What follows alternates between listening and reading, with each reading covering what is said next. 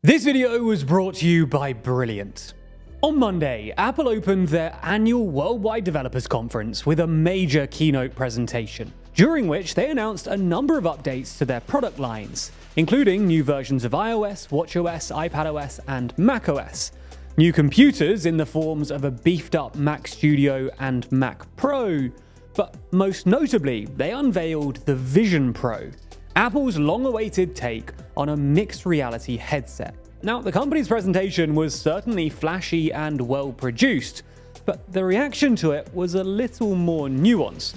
Apple's stock price reached a record high before the presentation, but following the announcement, there was a notable drop, with Apple stock closing 0.8% down by the end of the day. And this isn't the first time this has happened either. Meta has very notably struggled since their major shift towards the metaverse. So, is Apple making the same mistake here? Are they just throwing money into a VR black hole? Or could they turn around the fortunes of not just the VR industry, but also end up helping Meta out too?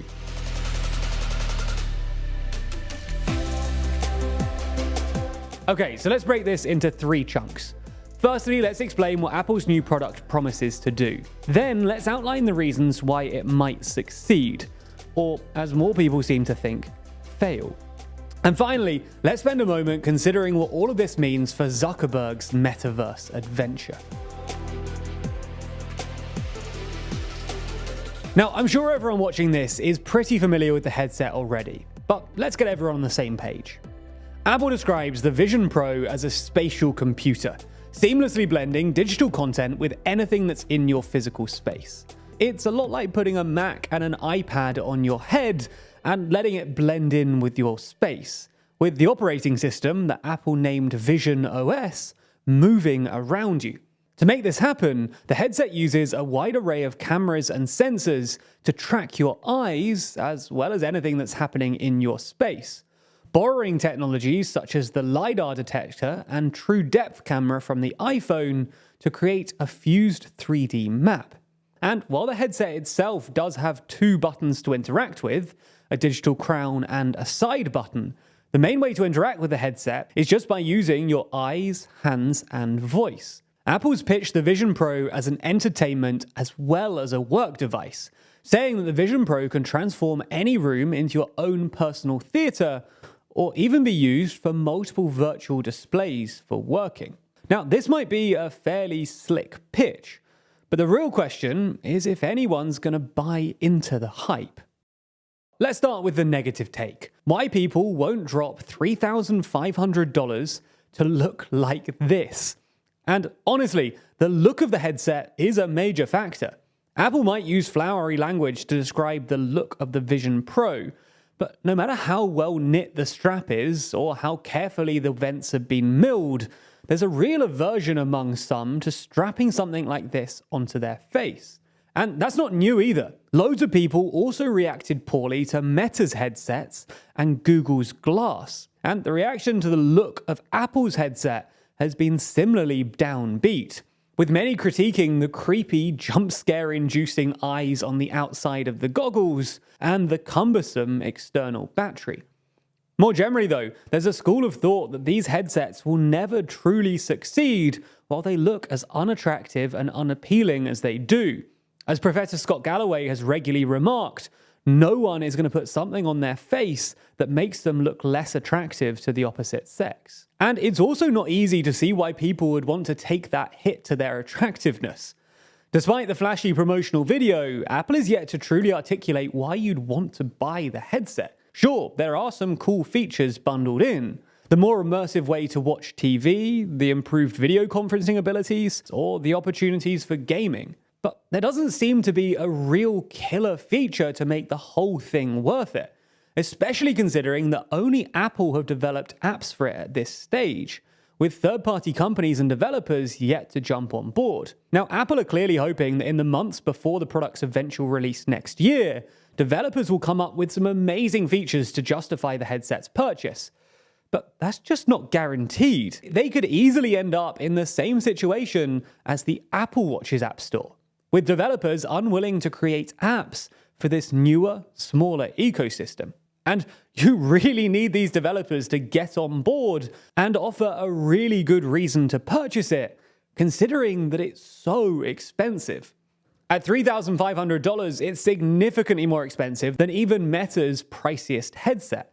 And as you'd expect, social media immediately freaked out at the cost of the Vision Pro, especially considering that before the presentation, most people expected the price to be no higher than a maximum of $3,000. Now, it's likely that prices will come down over time, but right now, that's a very high price for the average consumer. That being said, it's not like this is dead in the water already. After all, people love Apple and spend a ton of money on other Apple products like the infamous monitor stand or Mac Pro wheels. There's certainly a sizable audience of consumers and developers who are willing to buy into anything Apple puts out. In fact, Apple's fanbase is so rabid that even a smaller product like this could still perform decently. Not only that, but over the last few years, Apple has been able to successfully cultivate a strong brand image around the issue of privacy. Polling from 2021 found that when it comes to AR and VR, consumers are most likely to trust Apple, with consumers 3 times more likely to use an Apple headset than Google, who landed in second place, with them also placing well ahead of their main competitors in Meta, who landed in 6th. And it's hard to underestimate the importance of this, considering that the device is a privacy nightmare, covered in countless cameras and sensors. So if people trust Apple with this kind of data, that's a major hurdle cleared already. And that's not the only place that Apple are exceptional either. Historically, Apple has demonstrated an ability to turn previously uncool or weird-looking products into something that everyone wanted. Just in the last few years, Apple was able to turn the objectively pretty weird-looking AirPods into a must-have accessory. Quickly, the narrative went from you mocking people with those weird things in their ears to you wearing them yourself. The same's also true with the Apple Watch, where they turned the fairly geeky smartwatch market into a far more fashionable accessory. It's worth saying at this point that I'm an Android user, and as such, I don't own or even highly rate the Apple Watch or AirPods. But it's just true that Apple has the ability to use slick marketing to turn previously off-putting products into necessary accessories. And it's not just Apple pushing this message either. All kinds of companies are pushing for a future where you wear some sort of goggle or headset. With the amount of money available to big tech and the influence they hold over culture, it's possible that they could, through sheer force of will, change the narrative and push everyone towards their vision of the future. Ultimately, if enough powerful people want this to happen, maybe it can become a reality. However, it seems the market isn't fully convinced by this vision.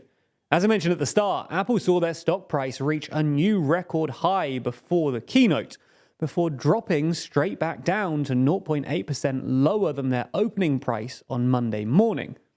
Now, it's obviously far too soon to judge if this is a sign of future market pessimism, but considering how little markets seem to appreciate Meta's venture into the metaverse, you can see why some people are worried. But could this actually work out well for Apple's rivals over at Meta? Now, Apple very notably avoided using the word metaverse in their keynote, but there is the potential that Apple's success here could end up helping Zuckerberg's flailing project. Now, Meta might not have succeeded in making their vision of VR cool, but as I said, Apple does have some form with this kind of thing. And it's possible that if they're successful, the Cupertino giant could open up the entire industry, allowing Meta to become a true player as a competitor to Apple.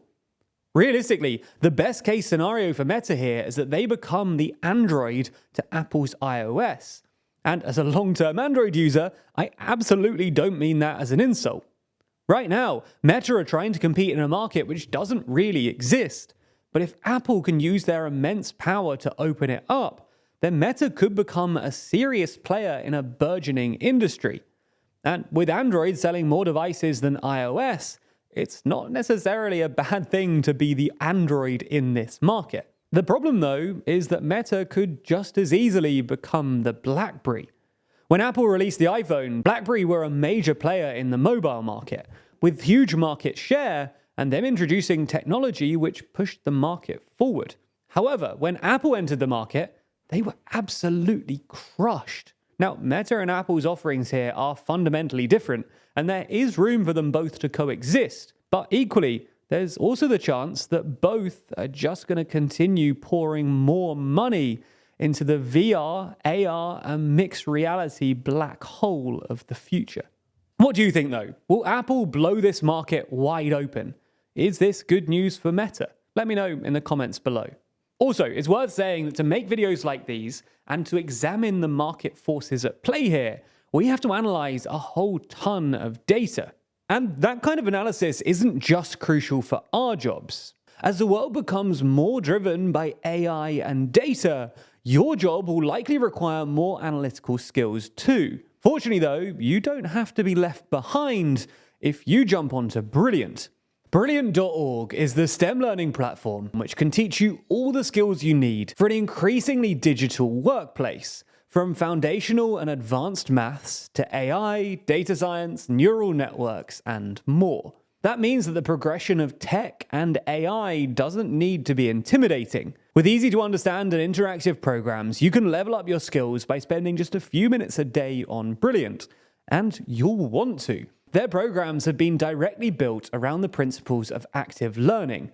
So they're fun, interactive, and help you learn by doing. Plus, with new courses added all the time, there's no way that you're going to get left behind. To try everything that Brilliant has to offer for free for a full 30 days, click the link in the description. Plus, the first 200 of you to sign up will get 20% off Brilliant's annual premium subscription. As always, thanks to Brilliant, and thank you to you for your support.